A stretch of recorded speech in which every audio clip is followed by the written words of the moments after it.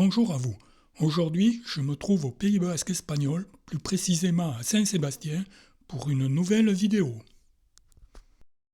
Place de la Constitution, que les habitants de la ville appellent la Consti, c'est le cœur de la vie locale et le décor des fêtes emblématiques comme la montée et la descente du drapeau de la ville le jour de la fête patronale de Saint-Sébastien ou le jour de la Saint-Thomas. Cette place est entourée de bâtiments colorés et de balcons pittoresques numérotés. Les balcons des immeubles entourant la place sont numérotés, une curiosité qui remonte à l'époque où la place servait d'arène. Les balcons numérotés servaient de loge, d'où les spectateurs pouvaient profiter des corridas.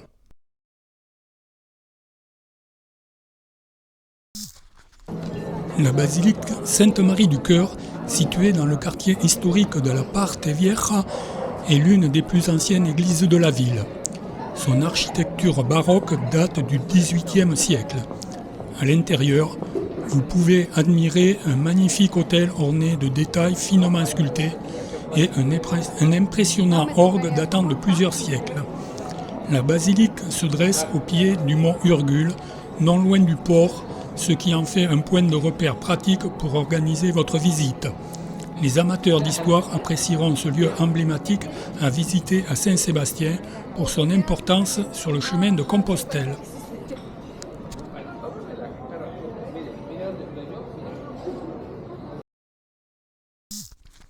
La plage de la Concha, longue d'environ 1,3 km, se situe au cœur de Saint-Sébastien.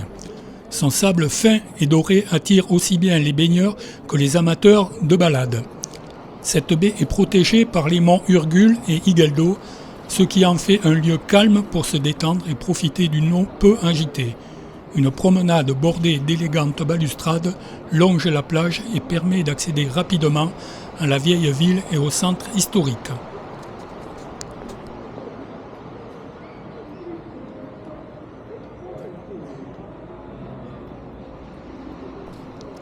La Concha, la plage royale, n'a rien perdu de sa superbe. Urbaine, animée, c'est la plage à la mode. S'y côtoie un public hétéroclite, les habitués y font leur jogging, les anciens discutent, les jeunes jouent au volley-ball, les adeptes du soleil bronzent. Magnifique à marée basse, offrant une baignade tranquille. Attention tout de même aux zones rocheuses à ses extrémités, elle se réduit à une bande de sable à marée haute.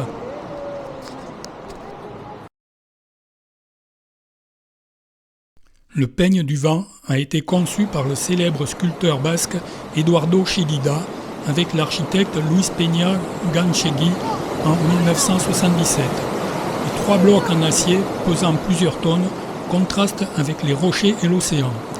On y accède facilement en longeant la baie de la Concha jusqu'à Ondarreta. Il est conseillé de s'y rendre à marée haute pour admirer l'effet des vagues sur l'acier.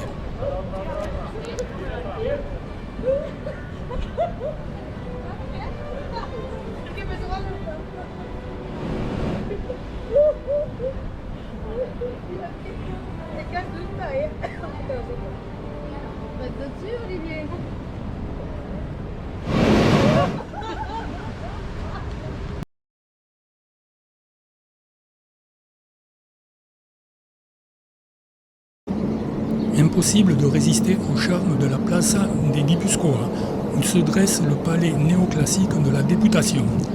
Les donostiarras déambulent sur ses élégants portiques et profitent de la quiétude de son joli jardin botanique.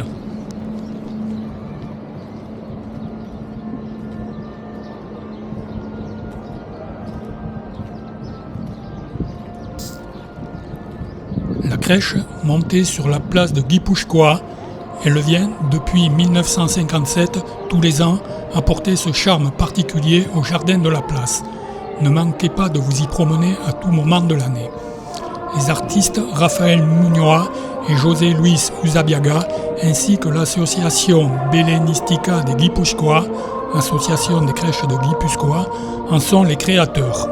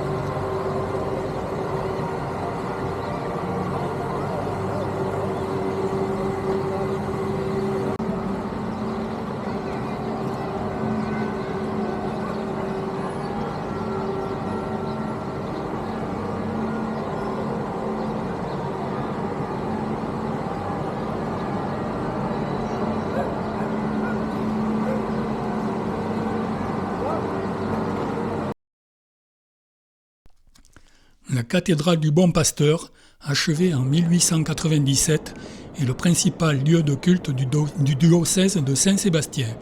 Ses vitraux colorés et ses arches élancées reflètent la grandeur du style néo-gothique. Elle se situe au cœur de la ville, à quelques minutes de la gare.